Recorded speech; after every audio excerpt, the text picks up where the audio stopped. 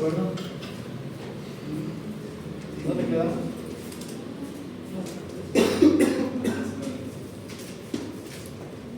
¿Ahí? Ya hablamos de eso, ¿no? ¿No? ¿Dónde quedamos? Más alto.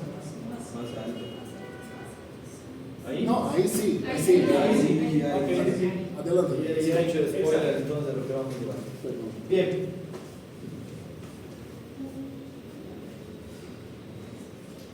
Nada, dio la mano, pero no me ha importado.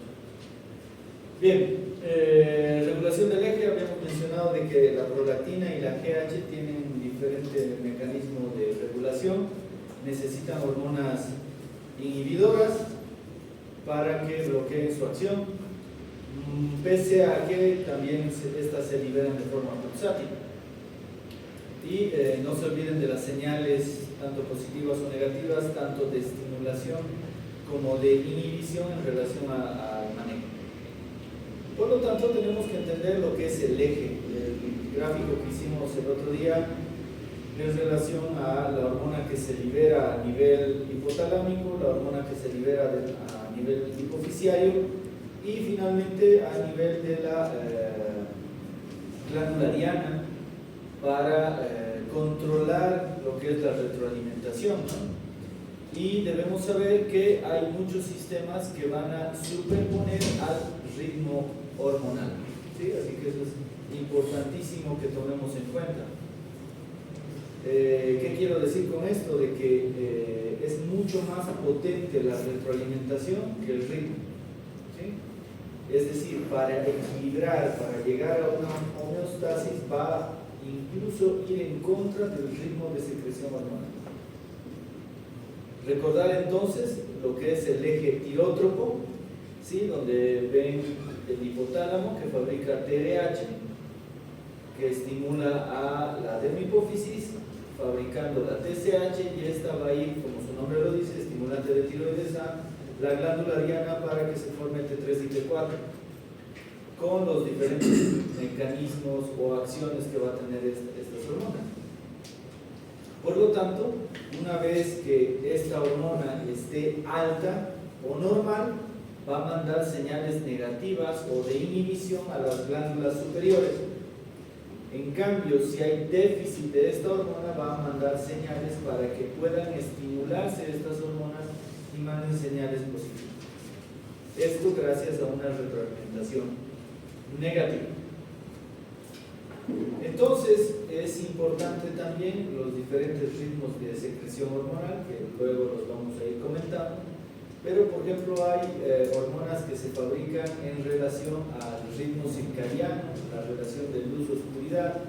¿Eso qué significa? Que cuando existe luz en la retina no se producen ciertas hormonas, por ejemplo la GH, el cortisol.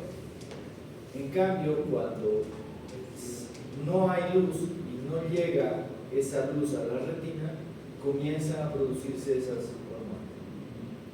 Tomando eso en cuenta, hay que hacer algunas pruebas de estimulación jugando justamente con la retroalimentación negativa. Ejemplo, actualmente, por ejemplo, en insuficiencia suprarrenal se puede utilizar ACTH análoga, y al administrar esa ACTH análoga, es decir, hormona corticotropina que se fabrica en la dermihipófisis, ¿qué acción tuviera esta normalmente? Estimula la glándula suprarrenal. ¿Y qué pasa si, pese a la administración de esta ACTH, no conseguimos elevar el cortisol? ¿De qué podríamos estar hablando? De un defecto en la... un defecto No, eso es muy raro, extremadamente raro. Entonces, prácticamente no probable. Hay resistencia al receptor. Raro, rarísimo. Yo creo probable. que es la glándula que debe estar el problema, porque si tiene ACTH análogo y no está estimulando, es la propia glándula que está con problemas. Estamos hablando de una insuficiencia suprarrenal primaria, ¿sí? Así que hay que tomar muy en cuenta todo eso e ir jugando justamente con eso de la retroalimentación con diferentes sustancias. El otro día habíamos dado el ejemplo de... ¿dónde está? Creo que no vino. De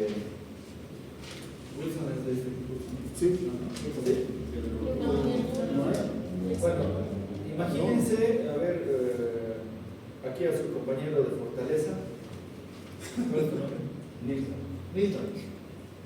Nilton. Imaginemos que es una persona normal y yo le doy levotiroxina. No lo tienes a mano. Yo le doy levotiroxina. Sí. ¿Qué pasa con la retroalimentación? ¿Qué reacción hay con el eje hipotálamo, hipófisis, tiroides? El hipotálamo va a disminuir la cantidad de TSH, pero nosotros vamos a continuar dando fármaco para ese paciente. No es paciente, yo le estoy dando levotiroxina. La T3 y T4, ¿cómo va a estar? Alto. ¿Cómo va a estar la TDH y cómo va a estar la TSH? Bajo. Ambos. Ambos. La TSH es bajo. Las dos bajas. No se olviden la jerarquía. ¿Recuerdan la jerarquía? Sí. No necesitan. ¿Quién es el especialista? ¿Se acuerdan? Esa horrenda analogía que hicimos el otro día. El especialista, el residente y el pinche interés. ¿Sí? Este solo informa. ¿Está elevada o está baja la hormona? Manda señales y la TRH decide. Si tengo elevada la hormona, la TRH va a decir, ¿para qué vamos a fabricar más TRH? El hipotálamo va a decir eso. Por lo tanto, va a estar bajo. Y si está bajo, la TSH también. Pero aparte, como alguna de ustedes creo que dijo, manda señales cortas y largas. ¿Sí? Es decir, a la adenohipófisis y a la CTH. Así que esa retroalimentación tenemos que empezar a fijarnos. ¿Y cómo? Jugando con los ejes, dibujando los ejes. Tenemos que empezar a dibujar esos ejes y ver cómo responde, cómo manda señales, cuáles son las órdenes y demás. No olvidemos que la glándula diana solo acata orden, nada más, y manda información a los estamentos superiores. ¿Cómo? Los internos. Exactamente. Sao Paulo, ¿no? Sí, señor. Ok. Perfecto. Así que eso es importante que entendamos, y hay muchos laboratorios, muchas pruebas que nosotros podemos hacer jugando con esa retroalimentación. Y eso me va a definir dónde es el problema, si es en glándula diana, si es en adenohipófisis o si es en hipotálamo. Dói esses ciclos não era o mesmo ciclo cardíaco?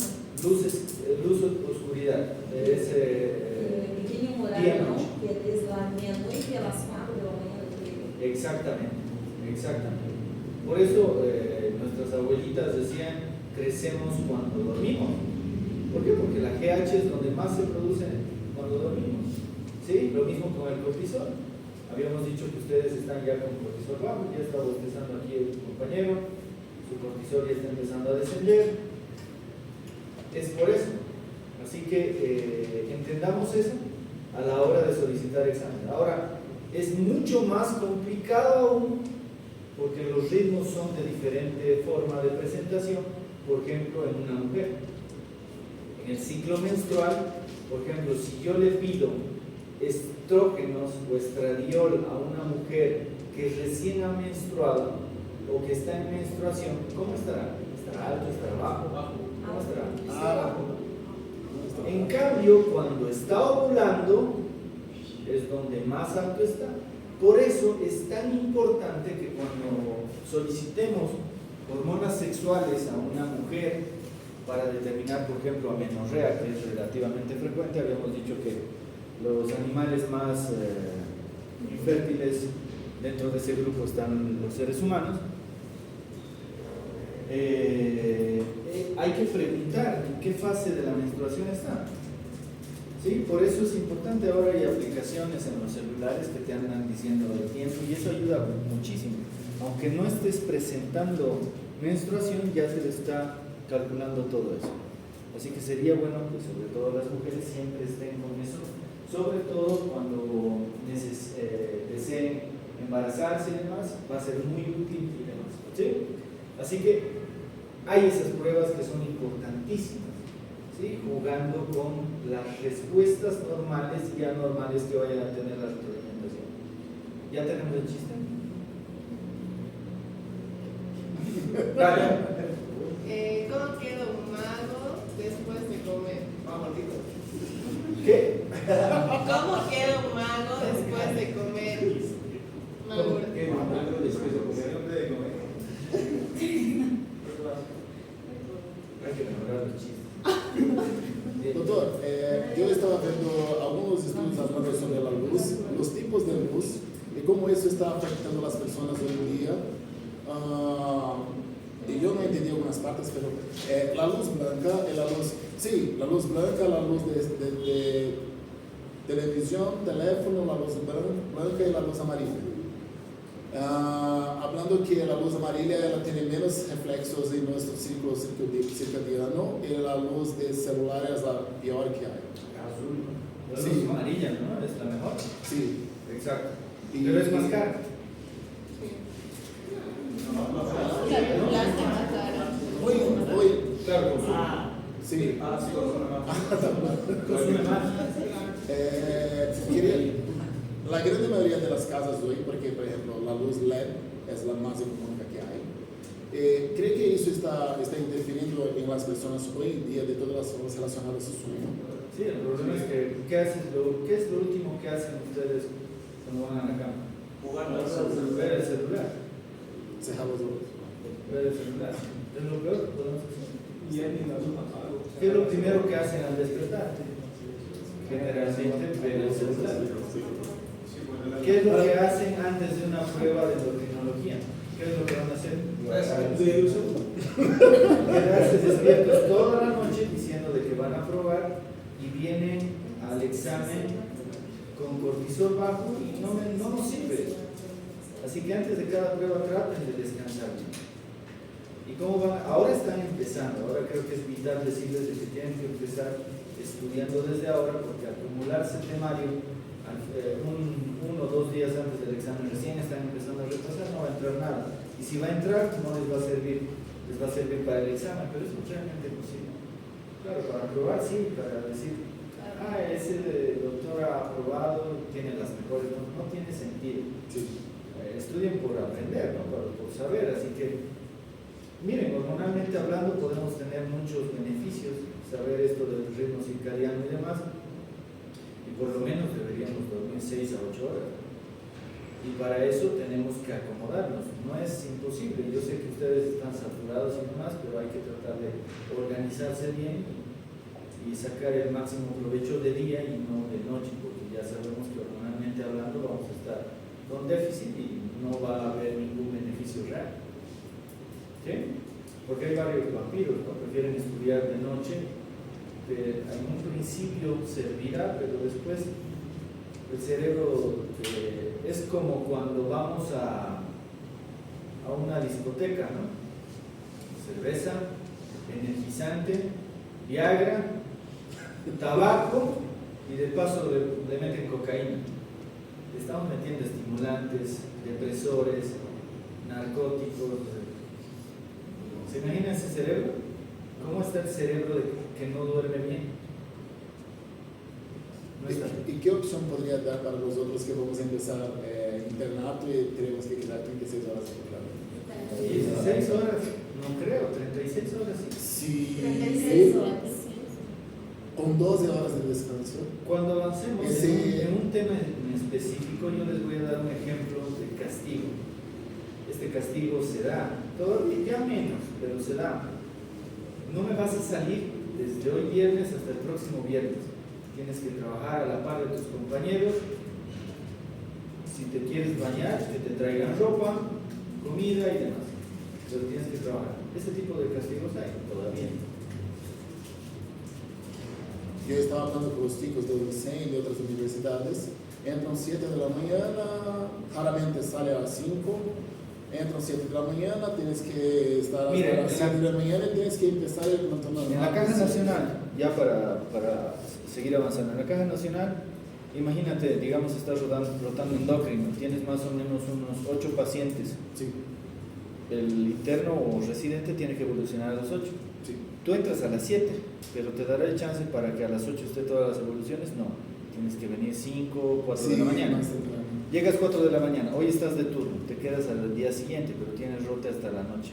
Es decir, sales más o menos a las 5 8 de la noche del día siguiente y has llegado a las 5 de la mañana más o menos. Utopía. Cuando rotaba gastroenterología, tenía 26 pacientes. Tenían que llegar a las 3, 4 de la mañana para terminar y realmente evolucionar adecuadamente a los pacientes. Bien, hipopituitarismo. ¿Conocen esta película? Sí. ¿Qué tenía?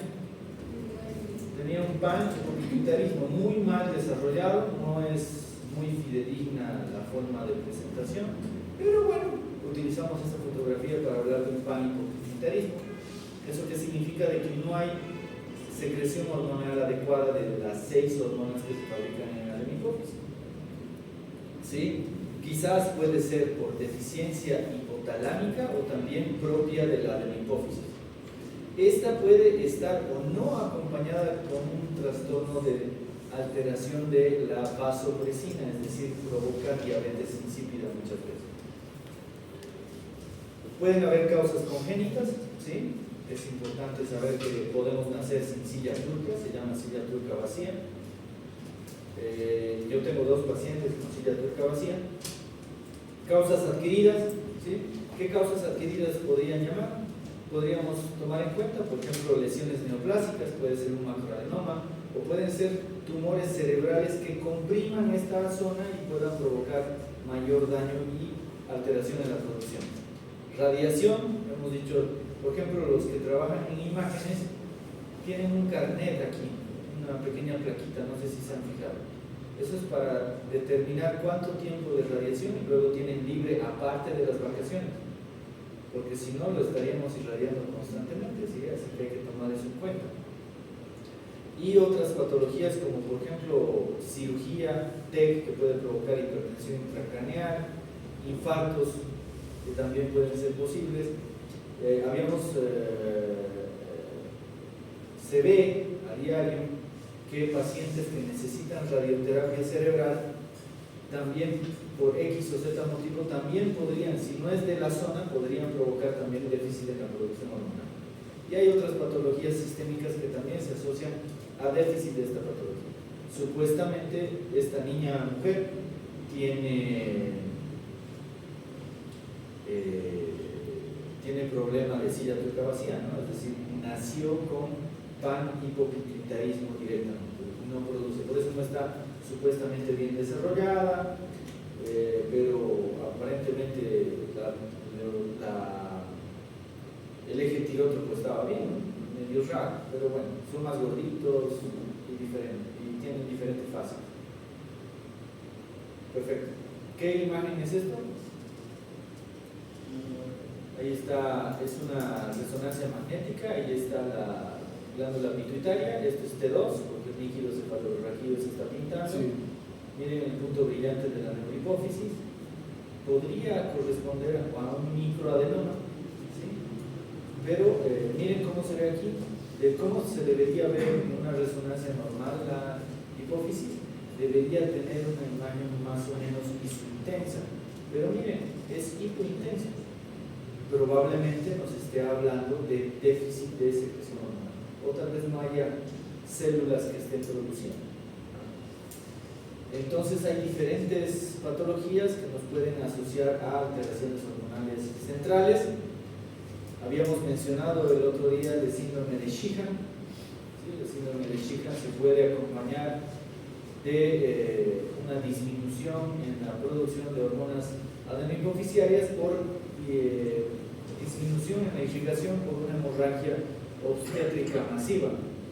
Así que hay que tener mucho cuidado en el momento del parto para evitar que las pobres mujeres se desangren, sobre todo en placentas complicadas. Habíamos mencionado de que la oxitocina deja de producirse y bloquea el sistema de retroalimentación positiva cuando sale completamente la placenta, pero a veces no sale completamente. ¿Sí? Por lo tanto, eso puede provocar hemorragias y traer este síndrome de Sheehan. Así que es más grave de lo que parece, a tomarlo en cuenta. Puede haber hipófisis linfocitarias o por alguna patología autoinmune. El lupus también puede estar asociado ahí, enfermedades inflamatorias infiltrantes, trastornos metabólicos y trastornos idiopáticos. Como en medicina somos expertos en decir a todo lo que no conocemos idiopático, ahí también hay causas de ese tipo. Dentro del problema funcional puede ser reversible o simplemente dando el medicamento que está deficitario podríamos controlar las cosas. Controlar primero la enfermedad sistémica grave, ¿no? No olvidemos, por ejemplo, que un paciente escéptico que ingresa a terapia intensiva también probablemente tenga alteraciones a este nivel. Privación psicosocial. ¿Alguien tiene alguna idea de esto? Privación psicosocial, alteraciones de secreciones hormonales. Por ejemplo, algo que cada vez está siendo más grave en los colegios, los niños en general tienen problemas de este tipo, o de obesidad, bulimia, y que generalmente son trastornos probablemente cerebrales, pero también tienen un componente psicosocial, ¿sí? Que limita la secreción de estas hormonas, ¿sí? Privación emocional intensa, ¿sí? No sé si han tenido la oportunidad de ver a algún paciente de esos, pero esas privaciones pueden llevarnos a trastornos de secreción. Diagnósticos. Habíamos mencionado las pruebas funcionales sobre estimulación. Por ejemplo, en la GH también puede ser muy útil el manejo de insulina. Si yo doy insulina a un paciente, ¿cómo estará la GH? Si yo le doy GH a un paciente, ¿cómo estará la insulina? Baja. Si yo le doy insulina, puede estar baja. Y jugamos con la glucosa también, ¿sí? Jugamos con la glucosa, eso también es importante. ¿Qué pasa si yo le doy dosis altas de azúcar a un paciente? No sé si han tenido la oportunidad de hacerse alguna prueba de prueba de tolerancia oral a la glucosa. ¿A alguien le gusta el dulce? ¿Le gusta el dulce? ¿Y qué te pareció pero esa sustancia? Bueno, a los que les gusta dulce igual es horrible, ¿no? No es bueno. Es poco tolerante. Perfecto. Entonces, si has recibido esa dosis alta de azúcar, ¿qué pasará con la insulina? Debería subir, esa es la respuesta, pero hay algunos que suben de más. Cuando llevemos diabetes vamos a entender un poquito mejor eso. Pero en este momento, ¿qué pasará con la GH? Baja. No se olviden que es una hormona contrarreguladora de la insulina, ¿no? Así que jugando con eso, si hay una retroalimentación adecuada, vamos a tomar en cuenta eso.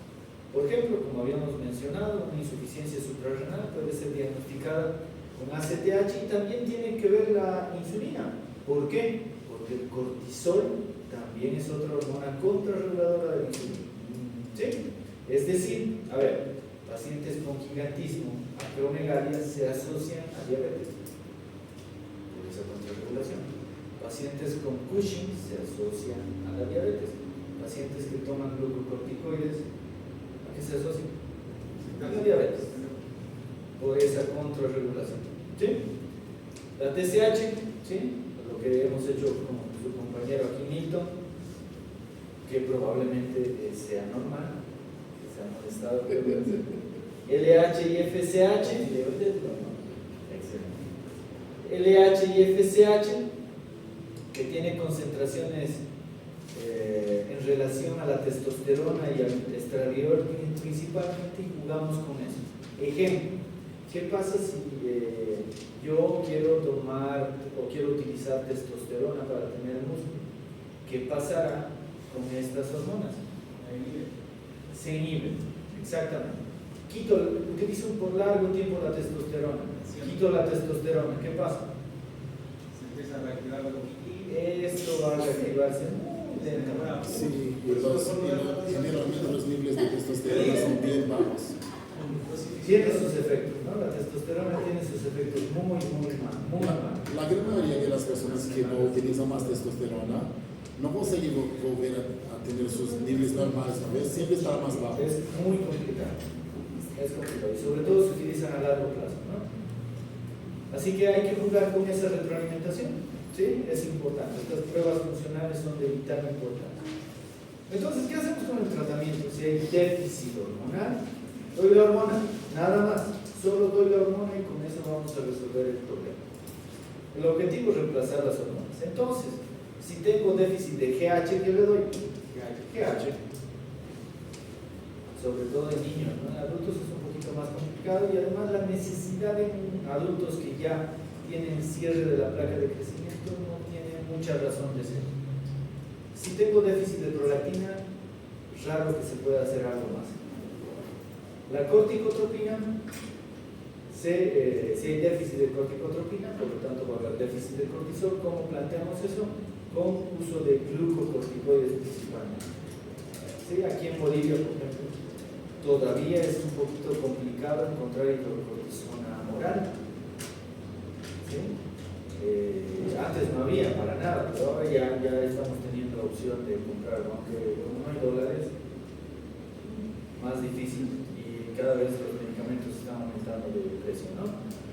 Luego, si nos falta tirotropina, es decir, hormonas tiroideas, le damos ¿qué? Levotiroxina, T4, ¿no? Principalmente. Si nos falta gonadotropina, es decir, hormonas gonadales, se puede usar las hormonas adenohipofisiarias, análogas, claro, y también directamente se podría utilizar las hormonas de la glándula diana.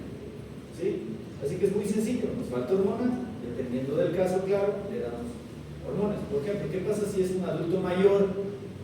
¿Le darán testosterona? ¿Estás durmiendo? ¿Qué ha pasado? Estás ya en el umbral donde ya se siente un poquito de adormecimiento y quieres apapachar a la almohada, ahí estás, ¿no? Ya estás sedado.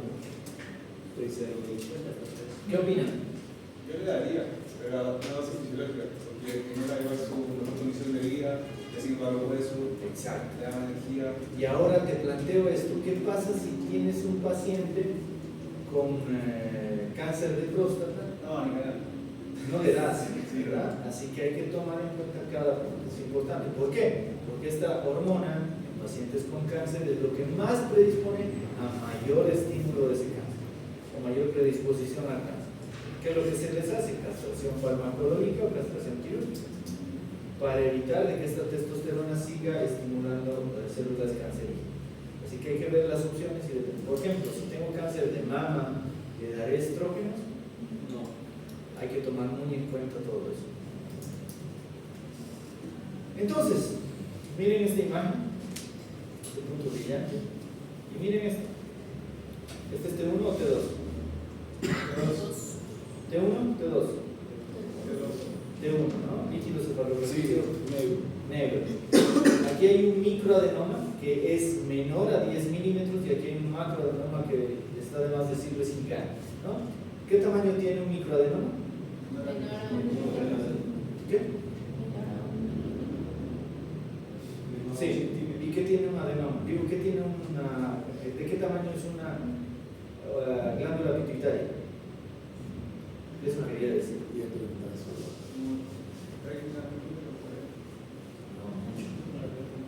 ¿Qué? Arveja, un guisante, ¿no? Así que a ese guisante, a esa arveja, aumentenle 10 milímetros, eso ya es microadenoma. Más de 10 milímetros es macroadenoma. ¿Sí? ¿Me querías decir algo, Fran? No, yo iba a preguntar justamente de la talla normal de la... Exacto. Así que es importante que también vean desde ese punto de vista la patología, ¿sí? Las imágenes sobre todo. Entonces, a veces debemos saber primero de que generalmente las hormonas que se encuentran en la hipófisis, los macroadenomas, no tienen tanta alteración hormonal. ¿Sí? Generalmente no fabrican hormonas o fabrican las hormonas en valores regulares. Pero los microadenomas son los más picosos y chinchosos. Toda cosa pequeña es chinchosa y molestosa, ¿no? Así que eso es cierto. Los microadenomas generalmente vienen con trastornos de producción hormonal. Por ejemplo, un microadenoma, uno de los microadenomas más frecuentes es el prolactinoma. Esos son pequeñitos, pero producen mucha hormona, traen serios problemas. Así que hay que tomar en cuenta que también generalmente los adenomas hipoficiarios no son malignos, son benignos más bien. ¿Sí? Más del 99% de los tumores adenohipoficiarios son benignos. Lo malo es que, por ejemplo, un macroadenoma, ¿qué trae consigo? Puede traer Compresión. Como el cráneo no se extiende, hay una barrera. Aquí, por ejemplo, somos el cerebro. Si metemos, ¿cuántos somos? ¿20, 30? Aquí entrarán 300 personas. Pueden entrar, pero ¿cómo estarían las estructuras aquí? Todas deshechas, ¿no? Así que eso generalmente provoca el macroadenoma, compresión de las estructuras vecinas. Pregunta, ¿cuáles son las relaciones anatómicas más importantes de la hipófisis? 3. Quiasma óptico. A ver, ¿cómo? Lateralmente la quiasma óptico forma El hueso y por eso por delante hipotálamo. Esas 3 son las más importantes, ¿sí? Así que en cualquiera de estos lugares podemos encontrar serios problemas.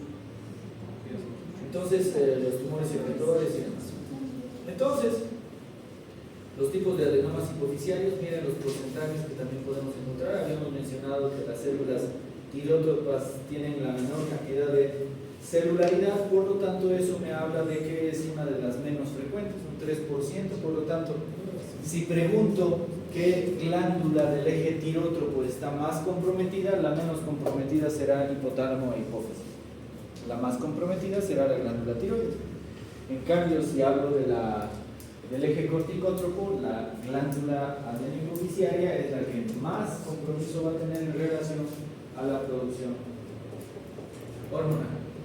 Entonces, los porcentajes de probabilidad también son importantes y tomar en cuenta que pueden haber tumores no funcionantes y también saber de que pueden haber relaciones entre diferentes hormonas. Por ejemplo, es muy frecuente ver alteración de la GH junto con la prolactina o junto con la corticotropina. Así que solicitemos todas las hormonas, ¿no? A veces pregunta de examen, ¿qué hormona solicitarías si crees que tienen un tumor adenohipoficiario? ¿Qué le dice? Todas. ¿Sí? Pero no me pongan todas, ¿no? No voy a entender. ¿Sí? Así que tienen que ver todas las hormonas que se producen aquí. Manifestaciones clínicas. Habíamos visto el estrabismo, ¿no? En la anterior clase. Cefaleas persistentes, el efecto de masa que puede provocar estrabismo, cefaleas intensas que no mejoran con la medicación, que también que puede o no estar relacionada con la hipersecreción hormonal, náuseas, vómitos de primera mano, ¿no? Es lo que más provoca todo esto, alteraciones de la conciencia, del contenido de la conciencia. Por ejemplo, en este momento tenemos una paciente en oncología en la Caja Nacional que tiene un tumor de mama, un cáncer de mama que tiene metástasis cerebral, y hace poco a una de las estudiantes la insultó terriblemente cuando intentaba tomarle la presión arterial y tiene ese efecto, ¿no? Que se tienen alteración del contenido de la conciencia y por lo tanto pueden volverse agresivas, pueden tener convulsiones y también pueden tener alteraciones visuales, no solamente estrabismo, sino alteraciones visuales que son importantes, pero a veces no notamos qué examen podríamos hacer para definir si tiene algo visual o no. Clínico, claro, en consulta diaria. Sí, pero eso te hace ver, pero no te asegura si hay algún compromiso real del quiasma óptico. ¿Cómo evaluaríamos las hemianopsias? ¿Cómo se llama eso? Campimetría. Una campimetría básica sería útil para ver si hay un problema nasal o hay un problema temporal. Y eso me va a definir si hay una hemianopsia. Pero eso no se determina con el primer estudio que dijiste. ¿Sí? Así que hay otros métodos para poder definir. Porque a veces creemos que vemos, pero no vemos nada de alguno de los lados. Puede ser que haya un problema tumoral. ¿Sí? Así que hay diferentes formas de manifestación de esto. ¿Qué hacemos? Cirugía. Si el tumor sobre todo es grande y está trayendo compromiso, se realiza generalmente una cirugía transesfenoidal, ya no es necesario abrir el cráneo. Si alguno de ustedes ha tratado neuro, hay una frase que dice, ¿no? Coco abierto, coco podrido.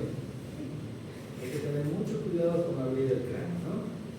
Así que actualmente este método es el que es de rutina prácticamente y trae menos efectos adversos y demás. Sí podría traer diabetes insípida y demás, pero tiene menos efectos adversos porque si abrimos el cráneo tendríamos que desplazar el cerebro y demás y eso provoca muchos problemas del contenido de la conciencia y demás. Entonces, la pregunta es, ¿operamos prolactinomas? Porque sabemos que los prolactinomas en su mayoría son microadenomas. No se operan. Los microadenomas por prolactina elevada no se operan. Pero van a ver que muchos se operan. ¿Por qué será? Claro, pero tienes medicamentos que podrían solucionar el problema. Pero operar es lamentablemente es algo invasivo, ¿no? Y es cerebro. Así que no operen. Entonces, solo no opero personas con prolactinomas porque hay medicamentos que pueden controlar Y ver si tienes microadenomas, hay que poner a la balanza, aunque no sean prolactinomas, poner a la balanza, ¿vale la pena operar o puedo controlar con medicamentos? Porque, por ejemplo, en la prolactina elevada, el medicamento que damos lo que hace también es reducir la producción de la prolactina y aparte disminuir el tamaño del tumor. No de forma marcada, pero sí disminuir. Así que pueden ser alternativas importantes. Pero ¿por qué operaríamos?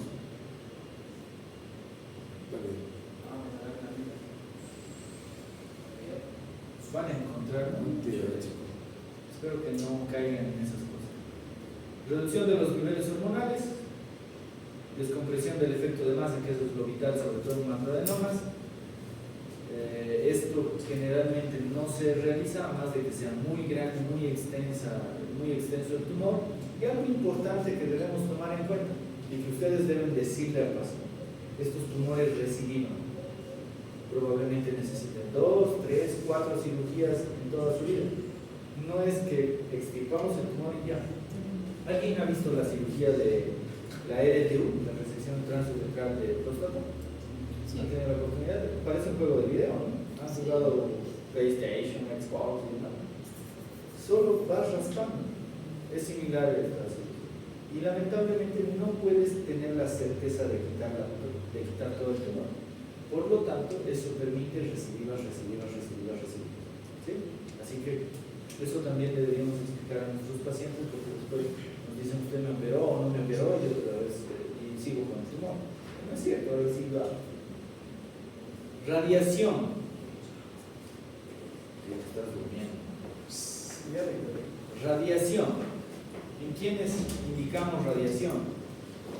Sí, hay que tener mucho cuidado, ya saben cómo limitarse. Radiación. Lamentablemente hay que manejar con pinzas la radiación en el cerebro, porque no solamente va a afectar el tumor, sino los rayos van a provocar lesiones en las otras estructuras. Si bien hay métodos mucho más precisos y mucho más certeros, de todas formas pueden provocar. Y se han dado cuenta de qué tamaño es la hipófisis y dónde está el quiasma óptico, pues casi nada. Por lo tanto, por ejemplo, la radiación a este nivel podría provocar ceguera. Así que no es indicar nomás una radiación, tiene que ser de forma precisa y ver si realmente vale la pena. ¿Sí? Así que hay que tener mucho cuidado con todo esto.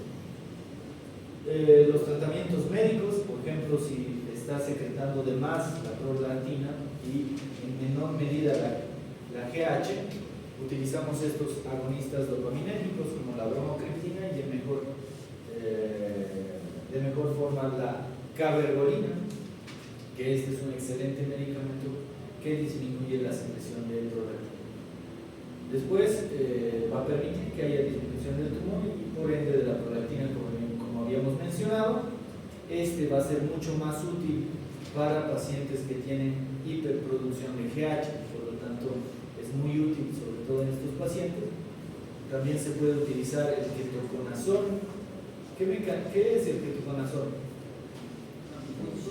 Es un antifúngico. ¿Hepato o nefrotóxico?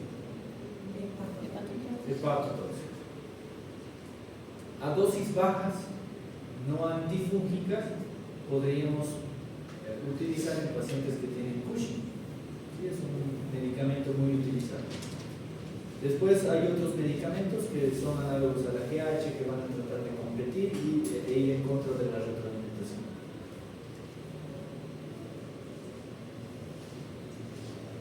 Lean libros, no graban. Bien. Hormona de crecimiento, dime. Una consulta, la video anterior decía análogo de somatostatina. Aquí sí. ¿Dónde está? Aquí. Y yo tengo una confusión, ¿por qué va a suprimir la secreción de esa hormona?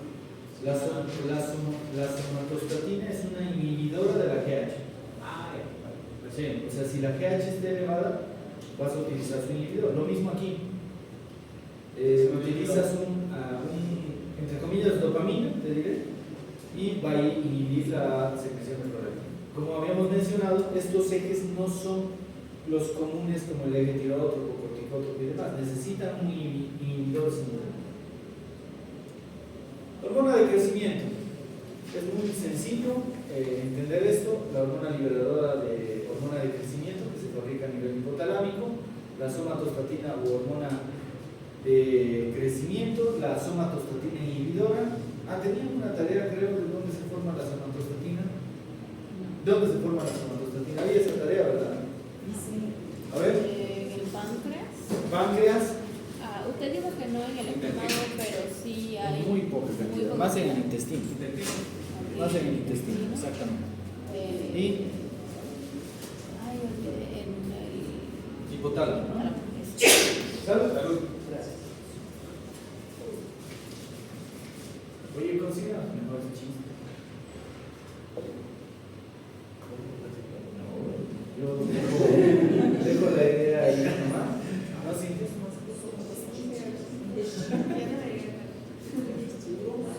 Nunca digas ni.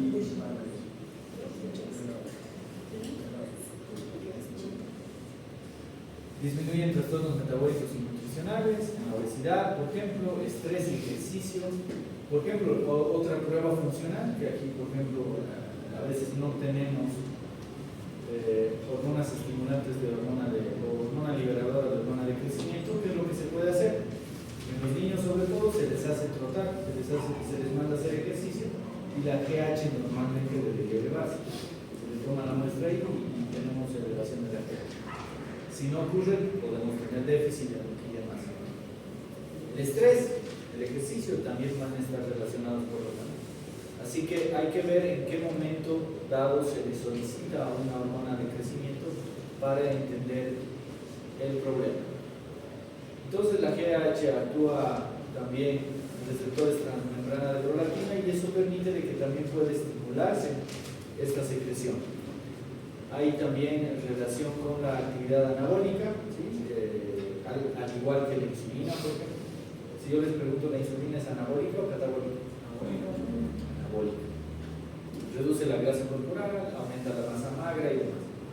Y no se olvide que los diabéticos pueden estar relacionados con un pico de hiperglucemia en el fenómeno del alba. Por eso muchas escuelas de diabetes utilizan insulina más en la noche, justamente por este fenómeno.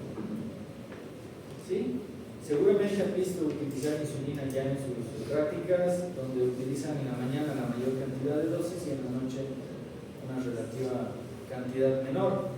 Pero hay otras escuelas que dan toda la insulina en la noche o el mayor porcentaje, y justamente es para controlar este fenómeno y no hay probabilidad de hipoglucemia por este fenómeno. ¿Sí? Fenómeno del alma. Déficit hormonal, entonces, puede deberse a muchas causas que ya hemos planteado en consultivas previas. Dentro de las manifestaciones dependen del momento de inicio y de gravedad. ¿Qué es lo que vamos a dar? Deberíamos controlar la cantidad de centímetros que crecen al año, ¿sí? Por lo tanto, esas carpetas, esas libretas de crecimiento del niño son muy importantes a la hora de ser valorados. No solamente, por ejemplo, el índice de masa corporal es importante en el niño, sino necesitas ver esas curvas para determinar y plantear algún tratamiento si es necesario. Entonces, si tengo un problema de disminución de la GH, algo que debemos tomar en cuenta, y lo pintamos aquí de amarillo, y aquí ponemos no fiable, es que si sospechamos de alguna, y lo mismo cuando hay hipersecreción hormonal de GH, si sospechamos de alguna alteración de GH, está bien que soliciten GH, pero más importante que esa GH que puede salir normal, que puede salir disminuida en personas adultas como ustedes, que ya no están creciendo muchos de ustedes, el mejor estudio es el factor de crecimiento insulínico tipo 1. Ese sí es mucho más fidedigno, ¿sí? Eso debe estar claro. Entonces, si yo les pregunto cuál es el mejor examen laboratorial para confirmar una patología de hormona de crecimiento, ustedes no me digan hormona de crecimiento, factor de crecimiento insulínico tipo 1.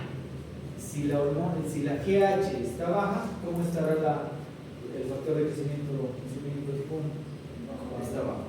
Si la hormona GH está elevada, ¿cómo va a estar este factor? Alto. ¿Sí? Es muy sencillo. Pero no se olviden, la GH no es fidedigna. No es fidedigna. A esto también ya lo mencionamos. Tratamiento entonces, sustituir con GH. Lo que nos está faltando, lo sustituimos con un análogo. ¿Sí? Nuestra base es tratar de diagnosticar precozmente, por eso los controladores pediátricos deben ser importantes, y que su talla final y el desarrollo sean lo más normal posible. Es decir, mientras más precoz sea nuestro diagnóstico, mayor beneficio va a ser del paciente, como en toda patología. Y también aumentar la densidad mineral ósea, porque en este paciente, ¿cómo estará la densidad mineral ósea?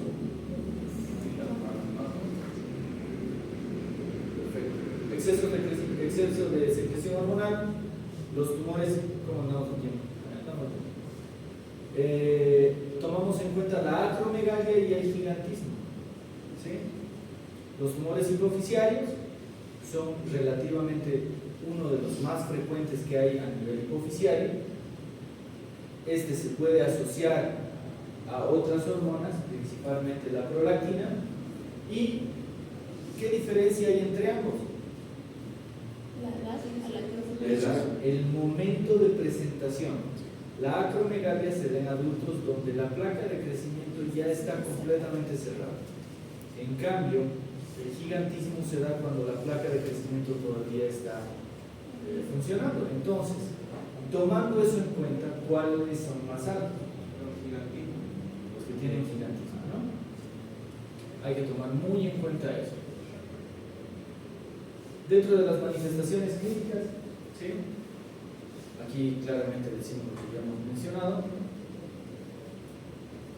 Antes de decir hipoficiario, ¿ve que hay errores en las diapositivas? Este es un grave error. La acromegalia en adultos, generalmente la acromegalia se da en esta edad. ¿Y qué vemos en estos pacientes? Prognatismo, por ejemplo, diastema interincisivo, es la separación, ¿no?, de los incisivos, abombamiento frontal, mala oclusión bucal, no cierra bien hay problemas también de la articulación temporomandibular, el engrosamiento de la lengua, le piden que saque la lengua. ¿Han visto la lengua, por ejemplo, de un Down? Tiene macroglosia, es similar a la de una acromegalia. Den la mano a una acromegalia. Tengan el placer de darle la mano a una acromegalia. Nunca más se van a olvidar. Piel seca, grande, les va a lastimar la mano. y demás. La voz es apagada y resonante, hablan lento, grueso, ¿sí? Así que hay que tomar muy bien todo eso. ¿Qué pasa?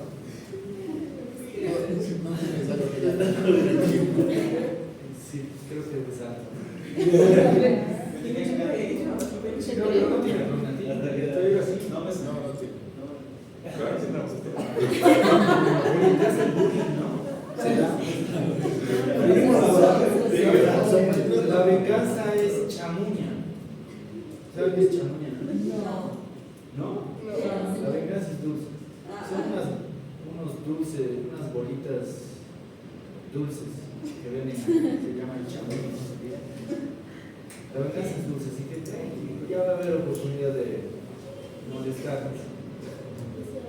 Bien, apnea del sueño, engrosamiento de la piel, artritis. Miren el porcentaje de artritis de estos pacientes. Estos pacientes, a medida que va transcurriendo el tiempo, no pueden movilizarse.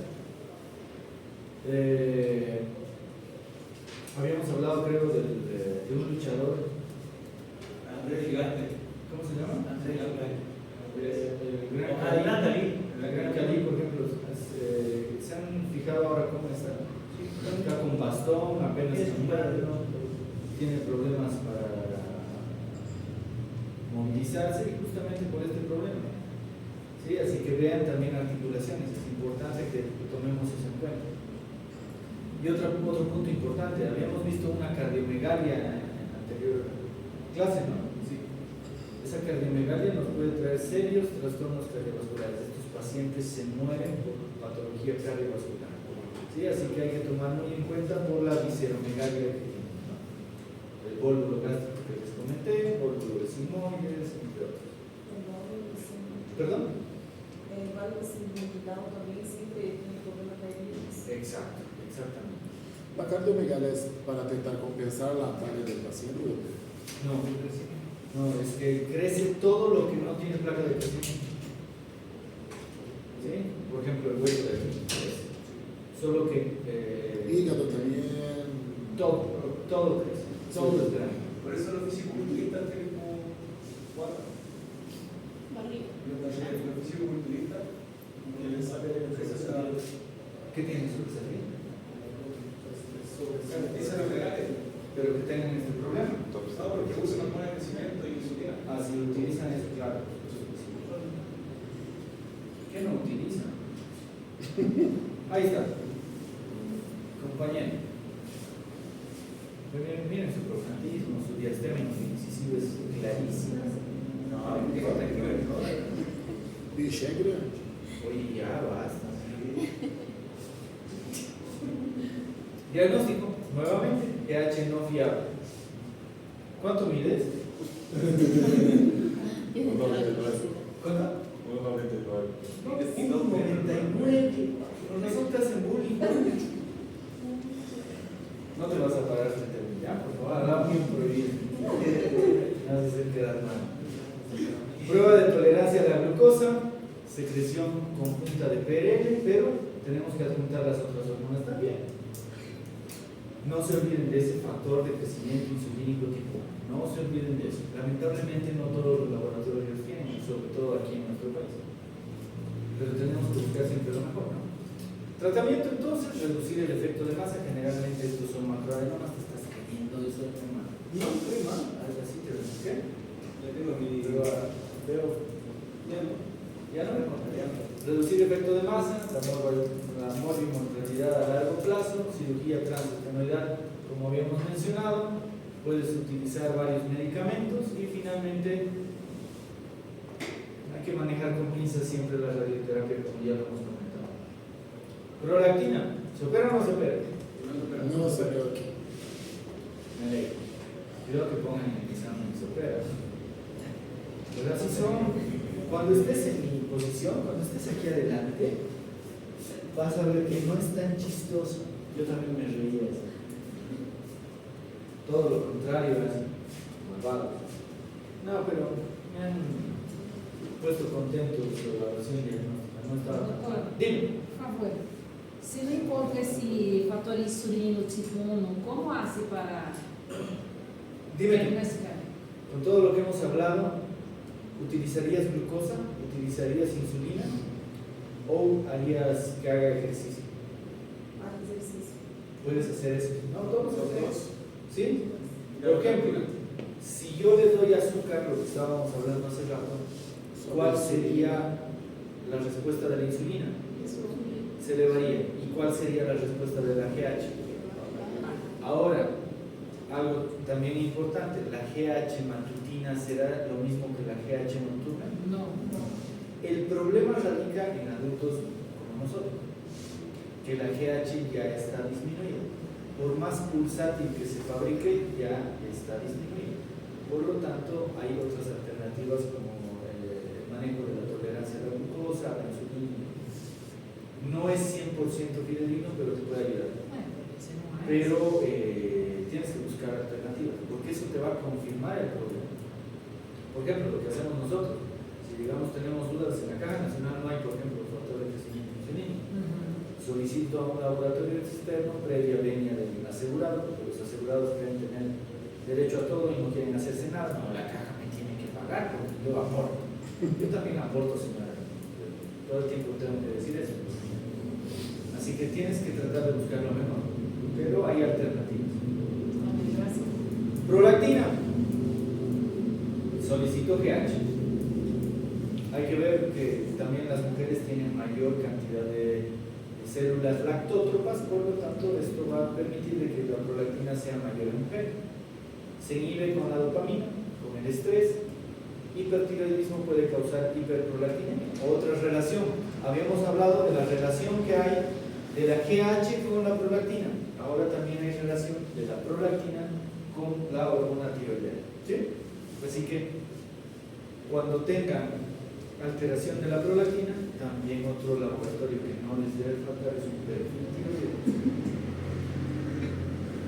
Muchas veces tenemos trastornos tiroideos, tenemos trastornos de prolactina, le damos tratamiento para el problema tiroideo y la prolactina mejoró. Tenemos problemas de amenorrea, tenemos problemas de tiroides, le damos levotiroxina y el problema de amenorrea se soluciona. ¿Sí? Así que la relación entre las hormonas también es importante que sepamos buscar. Entonces, tiene una secreción pulsátil, necesita ser inducida por el reflejo del bichito que es la destrucción, por eso es tan importante el apego precoz. Eso va a permitir que ambos se protejan. El bichito va a tener el beneficio de la leche y la madre va a tener el beneficio de que no se muera con hemorragia. ¿Sí? Así que ambos se benefician. Función principal, inducir y mantener la lactancia y proliferación del tejido mamario principalmente. Puede haber deficiencia de prolactina, por ejemplo en el síndrome de Shiga, que es un dato que siempre debe estar presente cuando tiene una mujer gestante, y el otro día nos reíamos de las gorditas que llegan a la emergencia en fechas de luna llena, ¿no? Que ya falta poco para la luna llena. ¿O ya ha pasado? ¿Ya pasó? ¿Ya pasó? Me perdí eso. Así que van a ver el terror de luna llena en emergencias de ginecólogo. ¿Qué es eso?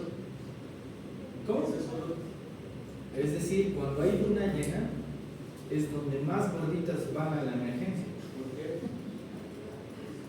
Así se dictaminó. ¿Qué creen que pasa? Ese por qué es importante. Mi madre trabaja en centro obstétrico también. Y Y también habla se que es día de luna libre. A ver, los que tienen mar, ¿qué pasa con el mar cuando hay luna llena? Como sube la marea, ¿verdad? ¿Qué pasará hormonalmente? Tarea para la casa. Sube la luna, la luna. ¿Qué pasará? A ver, vamos a buscar y en la siguiente clase con precisión me dicen eso.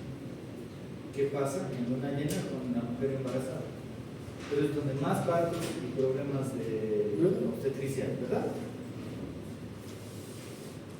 También hay alteraciones farmacológicas que son importantes, neoplasias como el adenoma hipoficiario, ¿sí? Miren el porcentaje grande que hay, estrógenos, que van a estimular también las células lactótropas. Los microprolactinomas son mucho más frecuentes en mujeres y los macroprolactinomas son más frecuentes en varones. ¿Okay? Así que hay que tomar en cuenta.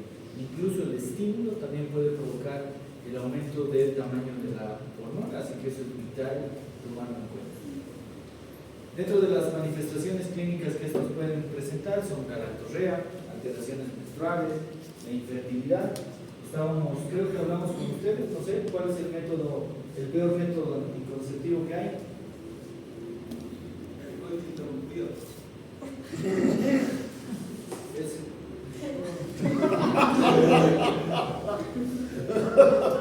Tienes razón. Hay otro. El alga que todo eso de una llena de mosquito, los estudios han demostrado que es completamente falso. El mosquito del embarazo que cuando es una o dos semanas. Cuando estés en emergencias me vas a decir si es mito o no. Y te vas a acordar de mí. Bueno, Te vas a acordar de mí.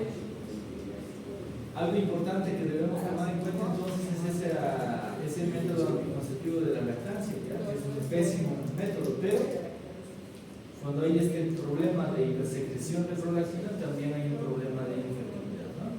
Disminución de la libido, sequedad vaginal, dispareunia, osteopenia, que también es importante, que se asocia también al uso de glucocorticoides, por ejemplo, los anticonceptivos orales, y también un hipogonadismo, ¿no? Que también, como habíamos mencionado, por ejemplo, los estrógenos permiten la formación o la estimulación de prolactina. Así que todos esos datos son importantes a la hora de tomar en cuenta esta patología. Diagnóstico, entonces vamos a hacer un diagnóstico fisiológico. Metabólico, determinar si utiliza fármacos. Tarea para la casa. ¿Qué fármacos o qué sustancias ilícitas podrían provocar y cuál sería el mecanismo de acción sobre esto de la secreción de prolactina? Lamentablemente, los adolescentes utilizan muchas de estas sustancias y es una pregunta vital que debemos hacer con estos pacientes. Lamentablemente, a veces no nos dicen cuándo están al lado de sus progenitores, así que tomamos muy en cuenta eso. Es de vital importancia que tomemos en cuenta. ¿Qué fármacos podría provocar? pueden provocar alteraciones de la prolactina? Prolactinomas, alteraciones idiopáticas, los grandes juegos que también en la adolescencia se tienen y demás. Por lo tanto, repetir que la anamnesis debe ser vital y a veces no en la primera consulta vamos a lograr encontrar respuestas a esto, sobre todo al uso de sustancias ilícitas. El tratamiento, muy rara vez se llega a extirpar el tumor. Si es un macroadenoma y hay compresión, probablemente sí. Se utiliza sobre todo estos fármacos con un asterisco la cabergolina, que es uno de los mejores medicamentos. Generalmente se da 1 o 2 veces por semana, nada más, con muy buenos resultados. Así que es un fármaco a utilizar. La cirugía, que puede ser una opción, y la radioterapia muy rara vez.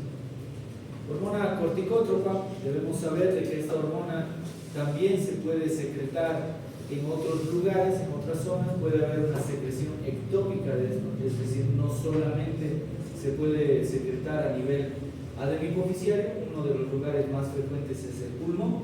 Por lo tanto, si no hay ninguna alteración central, pero tienen la ACTH elevada, probablemente haya una secreción ectópica. Busquen otro lugar, por ejemplo los pulmones. Si tengo ACTH elevada, ¿cómo estará el cortisol? Elevado. Entonces, recordemos el eje corticótropo.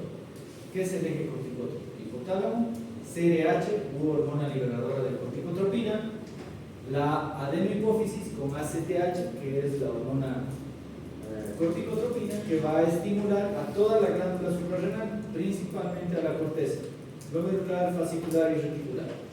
Tanto la formación de cortisol, los andrógenos suprarrenales y también a la aldosterona. Es decir, la mayor parte de las veces cuando hay hipersecreción de ACTH vamos a tener alteraciones entonces de estas tres. Es muy raro, no es tan raro, pero es menos frecuente que se encuentre alteración solo del cortisol o solo de la aldosterona, ¿sí? Así que jueguen con el eje, ¿sí? Si tengo cortisol bajo, ¿cómo estará la ACTH? Bajo. No, Elevado. Si estuviera, eso es retroalimentación Pero negativa. depende. Ahora, si tengo, perdón, Depende, porque si recién está abajo, primero se lleva la liberadora. ahora, si tengo patología de adenohipófisis y tengo cortisol bajo, ¿cómo estará la ACTH? Bajo. ¿Entienden? Si tengo alteración de hipersecreción en la adenohipófisis, tengo ACTH elevada, ¿cómo va a estar el cortisol? Alto. ¿Sí? Entonces, sería, por ejemplo, este último ejemplo, un Cushing Perdón, doctor. secundario. Perdón, doctor. Yo no entiendo. Ya. Mira, tengo alteración de la hipófisis. Ok. Tengo un tumor. En este caso, primero vamos a dar el ejemplo de hiposecreción. Este tumor no secreta ACTH. ¿Cómo estaría el cortisol? Bajo. Bajo. Ahora tengo un tumor hipersecretor de ACTH. ¿Cómo estaría el cortisol? Alto. Vamos a ¿Es esto? Sería, en este caso, si el problema es en el suprarrenal, el problema es Cushing primario. Si el problema es en suprarrenal, Cushing secundario. Cushing terciario, o algunos libros lo mencionan igual como Cushing secundario. ¿Sí? Si leen secundario de hipotálamo no está mal, pero para que entendamos mejor sería nombrarlo como terciario. ¿Sí? Acción principal de la ACTH: estimular la glándula suprarrenal, producir cortisol y también vigilar el sistema renina-angiotensina-aldosterona. Como habíamos mencionado, todas las capas de la glándula suprarrenal, incluidas corteza y médula, van a estar de cierta forma alteradas, por lo tanto hay que vigilar todo eso. Por ejemplo, ¿qué le pedirían a un paciente que creen que tiene alteración hormonal de la aldosterona? Ya. Una propia aldosterona. Más específico de la aldosterona. Aldosterona, no. Otra cosa de aldosterona. ADH. El potasio. ¿Cómo va a estar el potasio si la aldosterona está elevada? Sí. ¿Cómo va a estar el potasio si la aldosterona está baja? Elevado. Sí. Así que pequeños análisis nos pueden llevar a diagnosticar un hipo o un hiperaldosteronismo. ¿Sí? Así que juguemos con todas esas cosas. Entonces va a tener una acción a toda esta zona, por lo tanto hay que tomar muy en cuenta esto. Y no olvidar que el cortisol no es fidedigno. ¿Por qué habíamos dicho que no es fidedigno? Fidedigno, ya no estoy pronunciando bien las palabras. ¿Qué dice? Porque depende del momento del día y de cómo esté la persona. Si decimos qué tipo de secreción hormonal tiene el cortisol, ¿qué me dicen entonces? ¿Qué ritmo de secreción tiene el cortisol? Bajo durante el día. Algo durante el día, bajo Durante la noche, sí. Ya ese sería un ritmo circadiano que iría en contra de lo que primero me dijiste. Entonces tiene dos ritmos.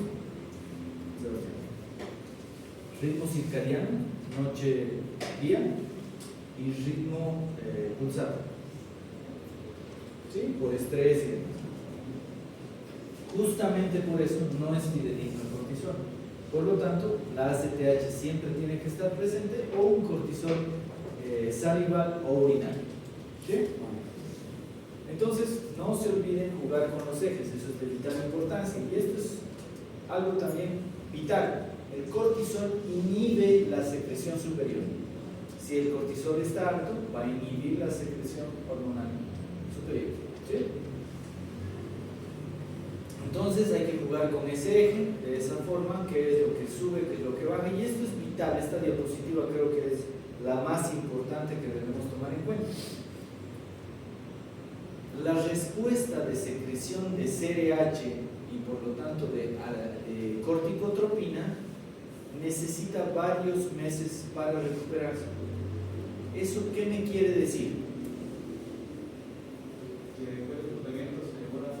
Cuando usamos, exactamente, Sebastián. Lo que dice es vital.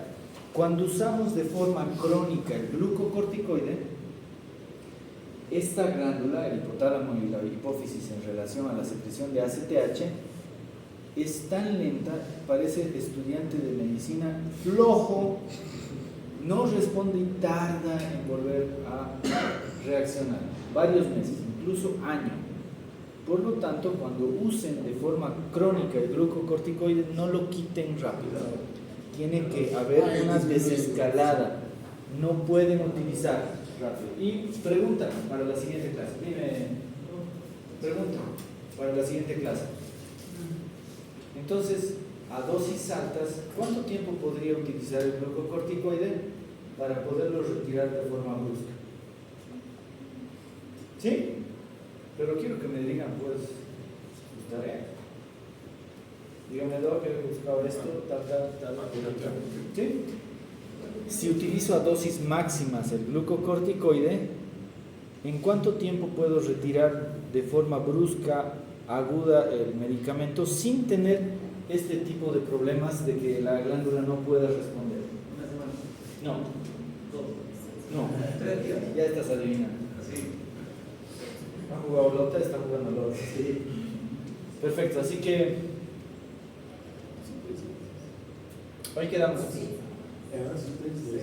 Ahí quedamos. ¿Sí? ¿Alguna pregunta, duda más? ¿Algo que no esté claro? Al fin terminaron los viernes, ¿no?